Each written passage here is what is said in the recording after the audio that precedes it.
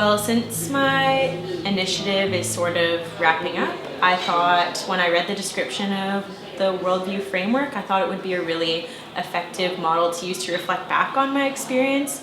And the words that kind of stood out to me were the fact that we're living in a world that's increasingly complex and we increasingly face conflict. And this past year has taught me a lot about facing conflict and what that looks like for me. And so I thought, yeah, it would be really helpful to maybe gain some tools and some insight on how to do that more effectively in the future. The notion of being curious and being welcoming, and that if we have opposing worldviews with someone else, that doesn't make one of us right or wrong. That's, I guess, something that's kind of been floating around in my head, but to have that articulated, I think it opens up so many doors for more like healthy, heart-centered dialogue. So really appreciate that framework and language, and also really appreciated the opportunity to dive into systems thinking when looking at social systems and their worldview. So especially looking back on my experience retrospectively, being able to, reflect on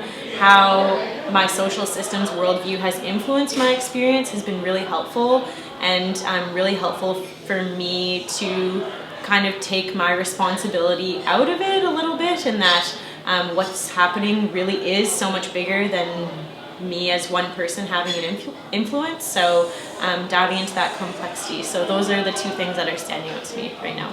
I always come into these sorts of things without expectations. So I don't want to say that it surprised me that it's totally exceeded my expectations, but I will say that, like, being a young person coming into these workshops and spaces, sometimes your knowledge isn't as valued, or you feel kind of excluded, but the really safe and welcome space that you and Jerry have facilitated and that our group has created together has been very pleasantly surprising for me, that I felt so welcome despite being young and with less work experience in my field and those sorts of things. So I would love to bring in some of this worldview analysis and systems thinking stuff into my report that I can pass on to the organization that I've worked with and to my funders.